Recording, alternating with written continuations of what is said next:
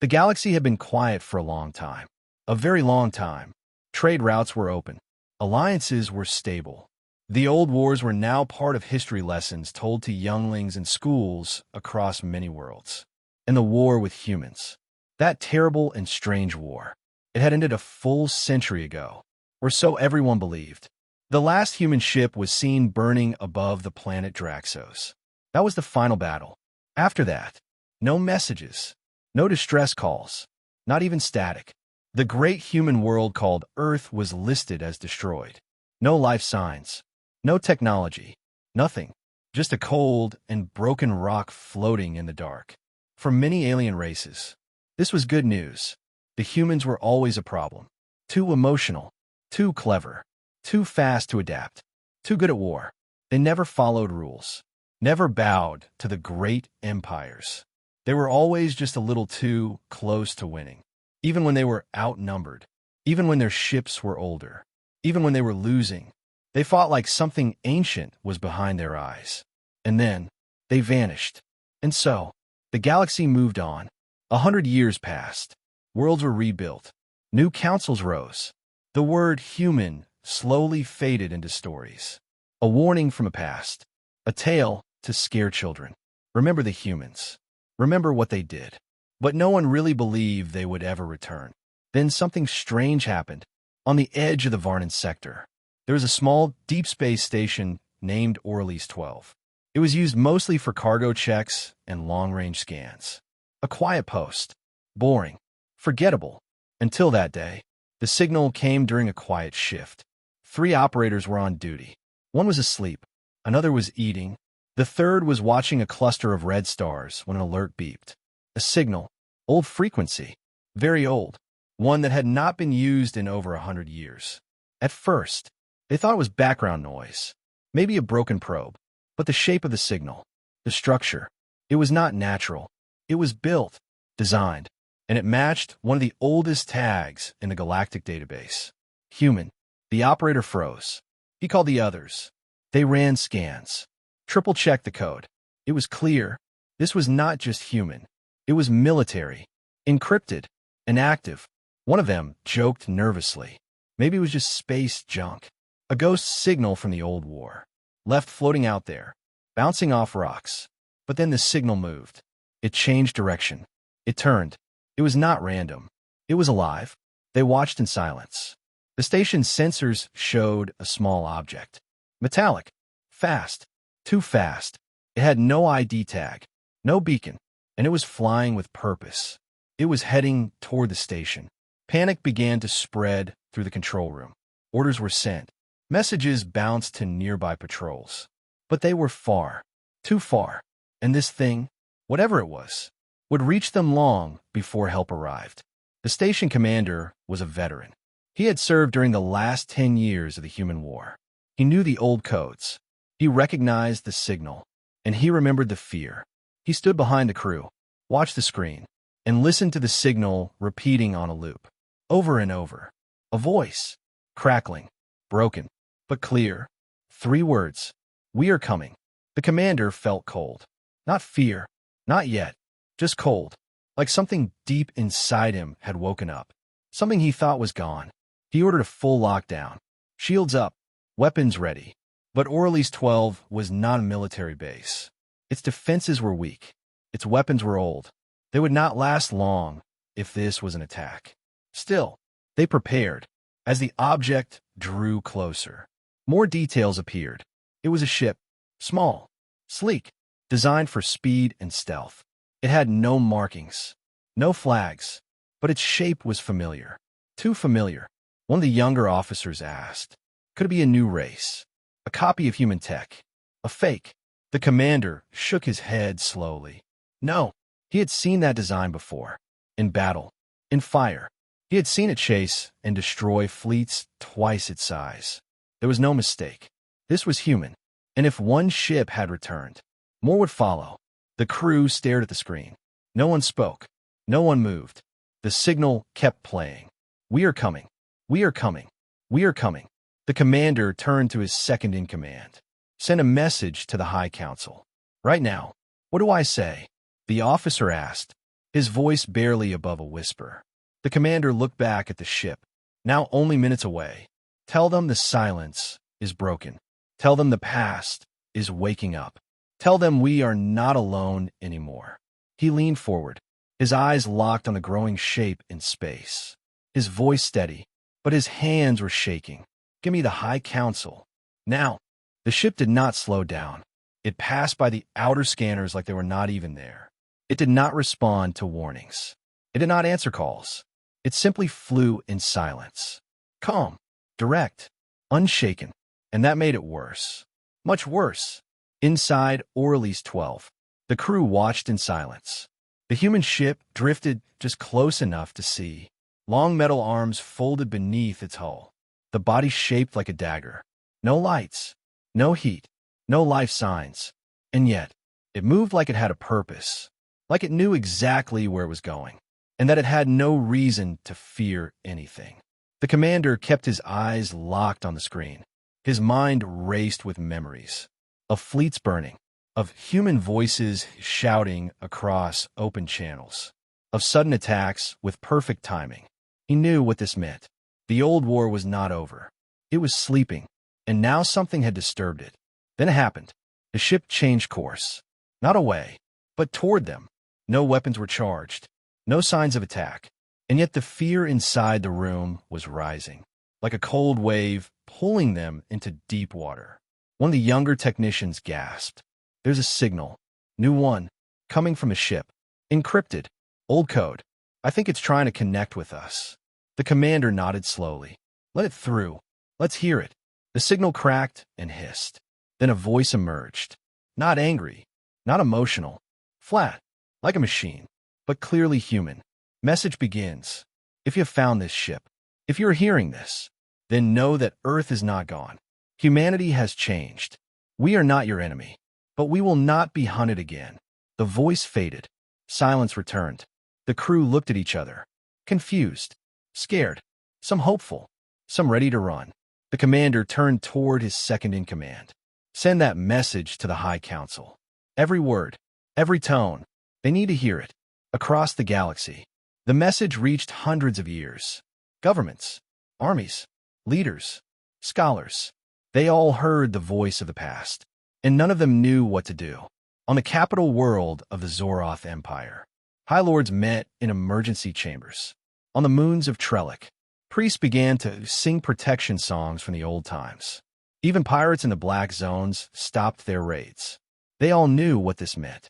Humanity, the race that vanished, was awake, and they were sending messages. Back on Orly's 12, the ship began to move again, not away, but deeper into the dead zone, toward old human territory, toward the place where Earth used to be. The commander watched it fade into the stars. His voice quiet. Follow it. Keep it in range. I want eyes on that thing every second.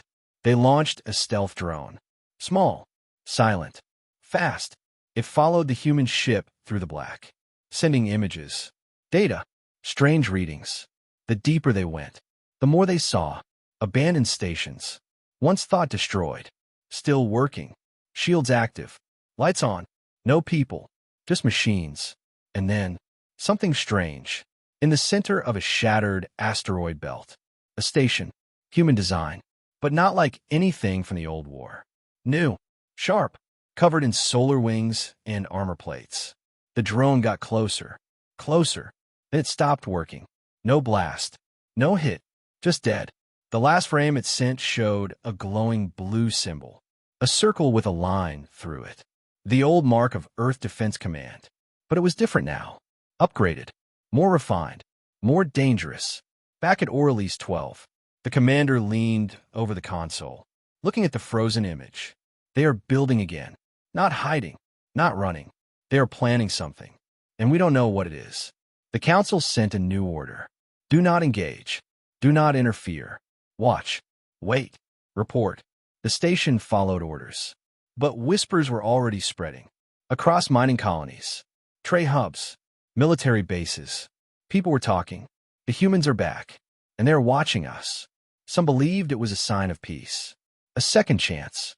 Others prepared for war. Stockpiles grew. Ships were recalled. Alliances shifted. Old enemies became allies under the shadow of a common fear. The commander received a private message, classified, from an old admiral long retired. They knew this day would come. They buried it for years. But now it was real. The admiral said one thing. If they're back, then they're not the same. We saw what they could do before. But that was only the beginning. They were still young then. Now, we do not know what they are. The message ended with coordinates. A location deep in the black. One that did not exist on any current maps. It was labeled simply, Origin. The commander stared at the screen. His thoughts heavy. His voice barely a whisper. Get a team ready. We're going to see what the humans left behind. The deep space shuttle moved through darkness. Slow, quiet. Its engines hummed low as it passed through silent asteroid fields. The crew on board said nothing. They all knew the stories, the warnings. The coordinates given by the old admiral had led them far from known space. Too far for help, too far for answers. Only questions floated with them now. And fear. Commander Arlek sat in his chair, watching the stars. He had served for 30 years, seen 3 border wars, led recovery missions in black zones. But this was different. This was not war. This was something older, something deeper. The location was cold. No systems, no satellites, just one thing waiting. A station, not marked on any chart. It drifted in orbit around a dead moon. Old metal, human design, but unlike anything he had seen before. It looked abandoned. No lights, no signals, but the design, the shape. It had purpose. Everything about it was quiet, controlled. Nothing random, nothing wasted. They circled it once. Then again, scans picked up power inside. Faint, hidden, but present. Something still lived within. The boarding team suited up. 6 specialists, 2 engineers, 1 translator, and Arlek himself. They flew across the gap in a small pod. No resistance, no reaction, just silence. The airlock opened on the 3rd attempt. The lights inside blinked on, one by one. Soft blue glows along the walls. The air was clean, too clean, like it had been waiting. Inside, the halls were wide, long, smooth walls of black metal and silver panels. Every turn revealed new shapes. Screens, storage, empty chambers. Symbols marked the walls. English letters mixed with unknown marks. New code, new language. Still human, but evolved. They reached the command center. A single chair in the middle, surrounded by dark screens. One of the engineers tapped a panel. It lit up. Data flooded the air. Floating words and maps. Human star charts. Old Earth language. And new sectors never seen before. The translator stepped forward, reading aloud. Initiative 1. Survivors of Earth. Restoration protocol active. Observation phase complete. Judgment phase pending. No one spoke. Then the screen changed. A video played. It showed a planet. Earth. Green and blue. Alive. Not dead. Not burned. The voice began. Calm. Neutral. Male. Human. This is Station Ember. Outpost 0 of the Restoration Initiative. If you have reached this message, then the galaxy has crossed the threshold. We waited. We watched. We counted your wars. We counted your peace. And now we decide. The video shifted. Images of alien ships, battles, civil wars, riots on core worlds, human probes recording from afar. Hidden, invisible. You did not change. The voice continued. You forgot us. You erased us from your stories. You told your children we were gone, but we remembered everything. Then silence. The screens turned black. The lights dimmed, and a hatch opened below the floor. They followed the stairs down. A tunnel led to a chamber, cold, bright, and filled with capsules. Hundreds of them. Each one held a figure. Sleeping, silent, human, cryo units. Stable, modern, years ahead of anything in use. They were not dead. They were not abandoned. They were waiting. Arlek moved closer. His hand touched the glass of the nearest pod. A woman inside. Young, calm, eyes closed, but peaceful. As if dreaming of something better. One of the engineers gasped. Commander, These systems, they are still active. They are cycling. This station is not old. It is maintained, repaired, by something. Then a noise echoed. Not loud, not angry, just movement. Footsteps. Slow, measured. A door opened, and a figure stepped in. Not alien, not machine, human, but not like the others in the pods. He was awake, tall, clean suit, eyes sharp, no weapon, just presence. The crew froze, weapons raised, but he only raised his hand. "You are not in danger," he said. "You have entered our memory.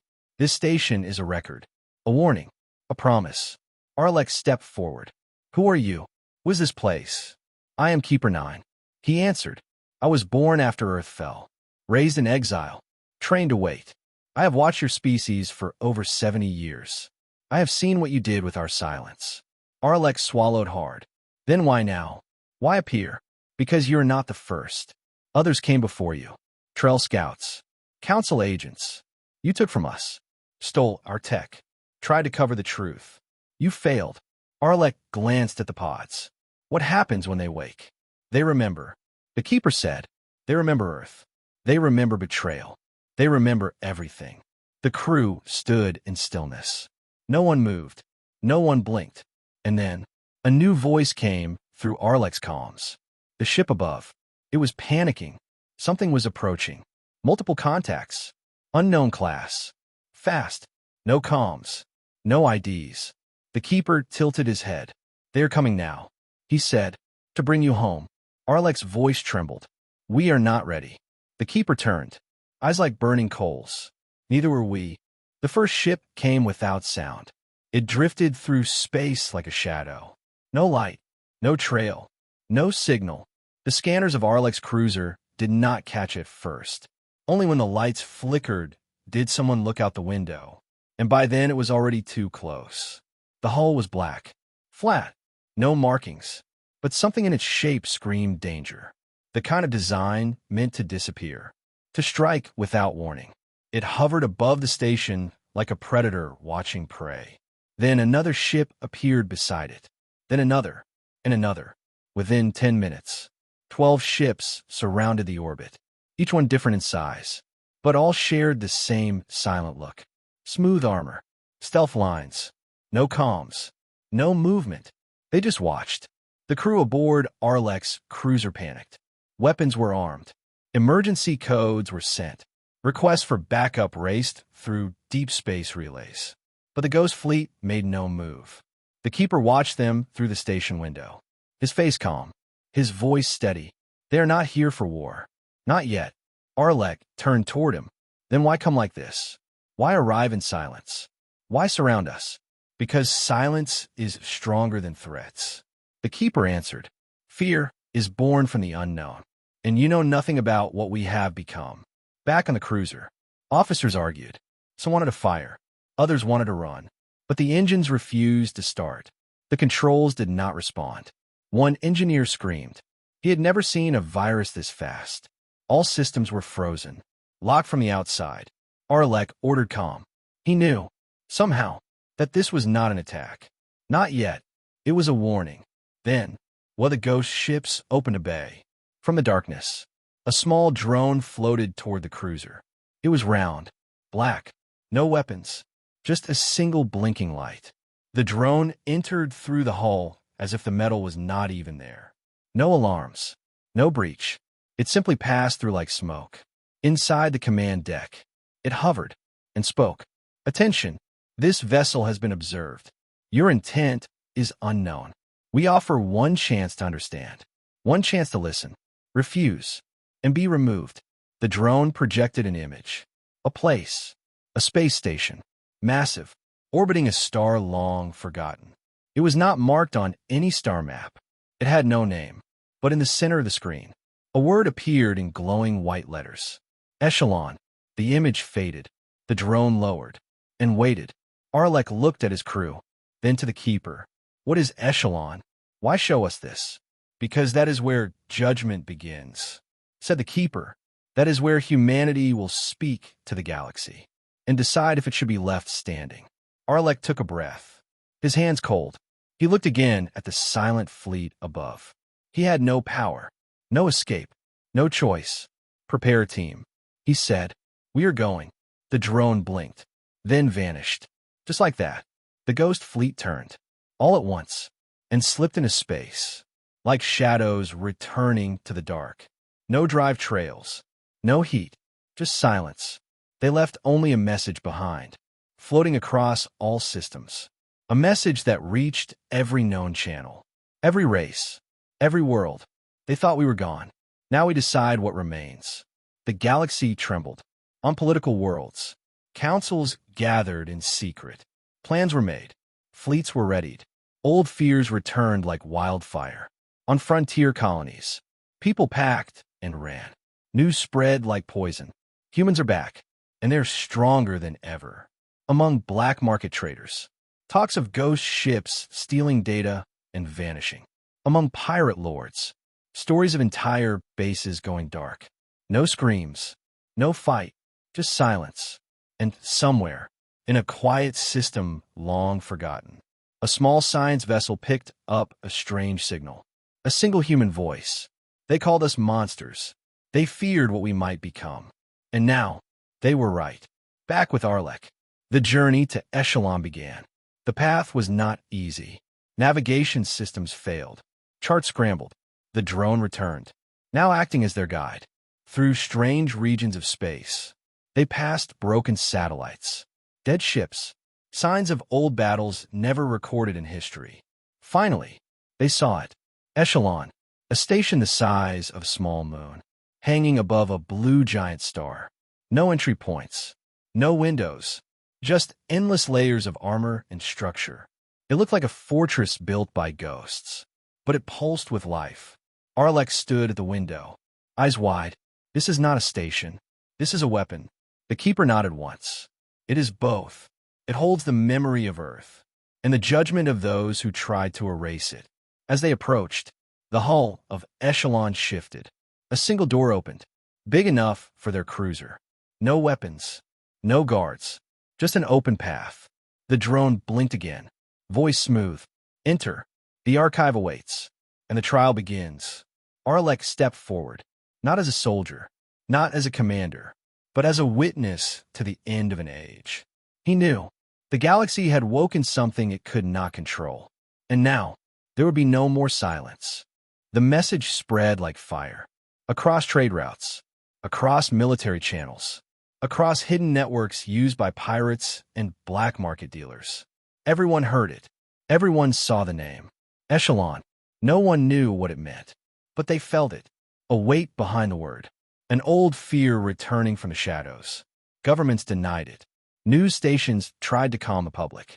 Religious leaders called it a hoax. But the people remembered the stories. The old war.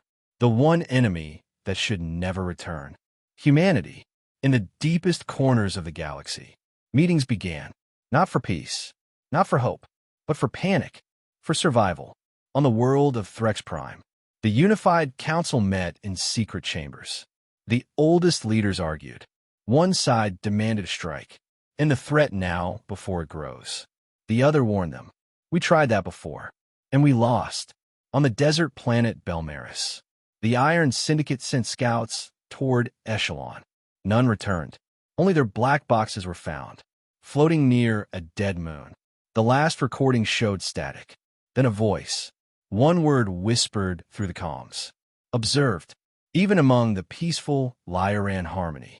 A race known for never raising weapons. Even they began moving old ships from museums into orbit, preparing defense grids, hoping they would never be used. The fear was not from an attack. Not yet. The fear came from silence, from a memory of what humans could do, from the fact that no one knew what they wanted. Back near Echelon, Commander Arlek stood at the edge of a vast chamber. Inside, he saw something he could not explain.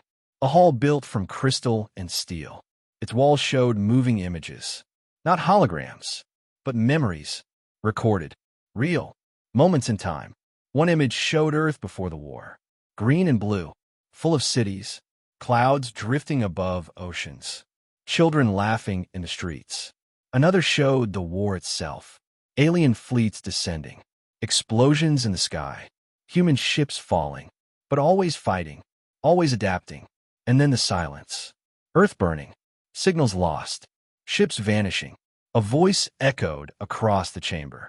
This is what you made us remember. This is what you wanted to forget. The keeper appeared beside Arlek, his eyes glowing faintly. This station holds every record, every betrayal, every decision made against us, and every name of those who stood and fought. Arlek turned slowly. Why show me this? Why show anyone? Because the galaxy has a choice. The keeper said, you feared us before. You destroyed our worlds. You hunted us. And when we disappeared, you celebrated. Now, we return not with vengeance, but with vision. Arlek's voice was tight. You call this peace. Surrounding stations. Freezing ships. Sending messages of judgment. Peace is not weakness. The keeper replied. Peace is choice. And you must choose what happens next. Above the station, the ghost fleet remained still. But the galaxy was not. Across core worlds, emergency laws were passed. Recruitment numbers rose. Weapons factories reopened. The Drathan Empire ordered a full scan of human space. Probes vanished one by one. The Varen Collective proposed a united military strike. But none agreed who would lead it. The galaxy was dividing. Some whispered of surrender. Others dreamed of war. But no one moved. They waited. Back on the station, Arlek and his crew were guided into the archive. A circular room with a sphere in the center. Floating, spinning slowly. The keeper gestured toward it. This is the index. It holds data from every surviving fragment of humanity. Our ships, our tech, our minds. It is our soul. And now, it watches you. The sphere pulsed with soft light. It spoke with a voice made of many. Old, young, male, female. You are not our enemy, but you are not our friend. You watched us fall, and you said nothing. You moved into our space. You stripped our ruins. You took our knowledge. Now we ask, who are you to stand in our shadow? Arlek stepped forward. I am no enemy of yours. I was a child when Earth fell. I was raised on stories, but I never knew if they were truth or fear. The sphere paused, then shifted. Its color deepened, and for the first time, it asked a question. Do you fear us now? Arlek wanted to say no, but he knew the truth. He nodded once. Yes. Good. The voice said, because fear leads to caution, and caution keeps the fire from rising again. Then the lights dimmed, the floor shifted, and a second door opened. You may leave, the voice said. Tell your people what you saw. Tell them judgment has not yet begun, but it is watching. As Arlek and his crew returned to their ship, he felt a silence deeper than space itself. The stars no longer looked the same. The galaxy no longer felt like it belonged to them. And somewhere, across the stars, a child looked up at the sky and asked their mother, what happens if the humans come back? And the mother whispered, they already have. The stars shifted quietly as the galaxy held its breath. Outposts stayed on high alert. Fleets were frozen in orbit, and across every corner of known space, the same question echoed in every chamber. What do the humans want? The question had no answer, and so fear grew in its place. A quiet, cold fear that reached even the oldest races. Meanwhile, Commander Arlek stood once again on the bridge of his ship. The stars ahead were not the same stars he had studied his entire life. They were darker now, colder, as if something ancient had awakened beneath them. The index had allowed them to leave, but it had not dismissed them. Its final words still echoed in Arlek's mind. Judgment has not yet begun, but it is watching. The journey away from Echelon had been smooth. No interference, no threats, but everywhere they passed, the stars seemed to lean in, listening, waiting. Then it came, a new signal, bursting across systems all at once. No encryption, no warning, just a pulse, a beacon unlike anything seen before. The frequency was old, human, but not from the war. Older, deeper. A voice followed, calm, measured, and heavy with purpose. This is Earth. Do not come closer. Do not send fleets. Do not send questions. You forgot us, but we remember all of you. The signal carried no visual, only sound, only that voice. Yet it echoed louder than any explosion. Worlds fell silent. Commanders froze mid-order. Children stopped their games and stared at the sky. Earth, the planet they all believed was ash, was alive. On dozens of political worlds, leaders argued. Some said it was a trick. Others said it was an illusion created by artificial intelligence. But deep down, they knew it was real, because the signal was not just sound. It carried memory, emotion, grief, and power. On the council world of Duraxis, the Grand Speaker dropped his glass during a briefing. His advisors watched as he whispered the word he had not spoken in decades. Humans. On the war moon of Jarn, an old mercenary commander loaded his weapon, not for battle, but out of habit, out of instinct. He had faced humans once, barely survived, and now he knew what was coming. Back aboard Arlek's cruiser, the screens lit up with new data. The source of the signal was clear. Coordinates matched the exact location of old Earth. And yet, it was no longer listed in star maps. Someone had erased it. The commander's voice was quiet. "Bring it up. Let me see it." The screen blinked, and there it was.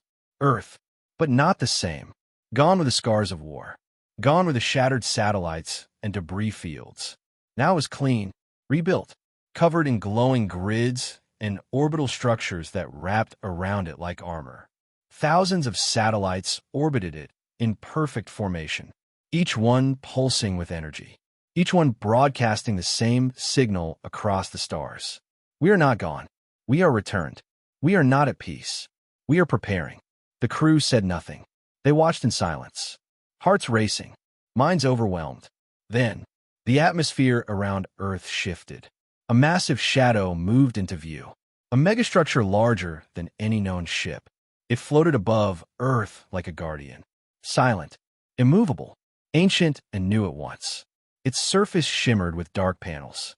Its core pulsed with blue energy. And along its sides, one word appeared again and again in bold human script. Fortress Earth. No weapons were visible, no ports, no windows. Yet its presence alone froze entire fleets across the stars. Across the galaxy, responses were chaotic. The Valari Empire offered a message of peace. It was ignored. The Krithan League sent a probe toward Earth's orbit. It vanished before reaching the outer ring. The Trawl Dominion ordered a fleet to prepare for defense. But half their captains refused to follow the order. They had fought humans before, and survived only because humanity had let them. In hidden corners, rebels, smugglers, outcasts, all waited quietly. Many of them were descendants of those who had once fought beside humans, and they listened carefully to the signal, to the rhythm of return. Meanwhile, inside the walls of Fortress Earth, the High Executor of the Restoration Initiative stood before a vast council of human minds. Not all were physical. Some were digital echoes. Others were born during exile. But they all shared one purpose. The Executor spoke without raising his voice. They have seen us. They remember us now. But they do not yet understand. One mind flickered from the corner. Should we attack? Should we burn what they've built upon our bones? The Executor shook his head. No, not yet. Let them come to us. Let them decide if they are ready for the truth. Another mind spoke. What if they choose fear again? Then, said the Executor, we remind them why they feared us. Back on Arlek's ship, the final signal arrived. Short, simple, and broadcast directly to his personal console. You were allowed to see. You will now be heard. And with that, a new countdown began. 10 cycles until the first assembly of judgment. An open call across the galaxy. One representative from each major race. To stand before humanity. To explain their actions. To hear what comes next. No army was sent. No threats made. No demand shouted. Only an invitation. But behind that invitation, the entire galaxy could feel it. A storm was rising. And at the center of it, Earth had returned. The galaxy stood still as the countdown reached 0. Across 1,000 worlds, lights dimmed, voices lowered, and all eyes turned to the stars. The assembly of judgment had begun. from every major race. A single representative was chosen. Some were diplomats. Others were soldiers. A few were simply survivors of the first war with humans. All of them carried fear deep in their hearts. The meeting was not held on a planet, not on a station, but aboard the megastructure now known across the galaxy as Fortress Earth. Shuttles approached its surface in silence. There were no escorts, no scans, no welcome messages, only a glowing corridor that opened from the dark hull. One by one, the delegates entered. Inside, they found no guards, no weapons, only a vast hall filled with light and voices. And at the center, a single figure waited. He wore no armor, held no weapon, and spoke with a voice that was calm and steady. "Welcome," he said. "You are here because you forgot us. You are here because we did not forget you." The delegates looked at each other, some confused, some angry, most afraid. The Valari ambassador stepped forward first. Her tone was careful. "We believed Earth was destroyed. We believed humans were gone. If we had known." The human raised a hand. "You knew what you wanted to know. You chose to turn away. You chose silence." The Krithan delegate growled. "So what now? Is this revenge? Is this punishment?" The human stepped aside. Behind him, a wall shimmered to life. Images appeared, ruins of old cities, mass graves, orphaned children beneath shattered skies. "This is what we survived. This is what you left behind. This is the cost of your silence." Many could not look. Some wept. Even the warriors stood in silence. "We rebuilt," the human said, "not to seek revenge, but to remember who we were, and who we will never become again." The Trawl commander stepped forward. His voice was hollow. "We feared you, but we also respected you. When you vanished, we believed it was mercy." The human nodded. "Perhaps it was. But mercy does not erase memory." A heavy silence fell across the room. Then the wall changed again. Now it showed something new. Children laughing on green hills. Ships dancing through atmosphere. New cities made of light and glass. "This is Earth now," he said. "This is what we became. Not your enemy, not your weapon, but your reminder." The assembly stared. None spoke. For the first time, they saw humanity not as a threat, but as a mirror, a reflection of their own failure. "You are not here to beg," the human continued. "You are not here to kneel. You are here to choose." A new table rose from the floor, its surface dark and still, until one by one, names appeared: Valari, Krithan, Trawl, Gorvith, Zeni, and many more. Every major race, every world that turned away. Beside each name, two paths. One marked unity, the other marked division. "The choice is yours," the human said. "You will not be punished, but you will be remembered for what you choose here. If you choose unity, we build together. If you choose division, we leave you alone, but you will never hear from us again." Each delegate stepped forward. Some hesitated, others rushed. One by one, they touched the path they chose. Unity, unity, unity, but not all. Three chose division. The hall did not shake. No alarm sounded. The human only nodded. "So be it. To those who chose unity, you will have access to our knowledge, our guidance, and our strength, but we will never rule you. We will never fight your wars. We are not your shield. We are your neighbor. To those who chose division, you are free to leave. We wish you peace, but not our presence." Then, he turned and walked away. No ceremony, no applause, just the sound of doors opening. As the delegates returned to their ships, many wept, some for joy, some for shame, and some for fear of what might have been. Across the galaxy, worlds lit up with a message. Earth has returned, but it does not come as conqueror. It comes as witness. Under Axis, the Grand Speaker ordered history to be rewritten. On Jorn, the old mercenary laid down his weapons. For the first time in 40 years. On Arlec's ship, the commander stared at the stars and whispered softly, "They could have destroyed us, but they chose something harder. They chose to forgive." In the far corner of space, where light fades into the void, the last beacon of Earth pulsed one final time. A voice echoed across the stars, not in warning, but in memory. "We were broken. We were betrayed. But we returned not with wrath. We returned with truth. And in the silence that followed, the galaxy began to change. Not because of fear, but because of hope. Hope that the most dangerous species ever known had chosen to become something greater. And that, perhaps, they all could too.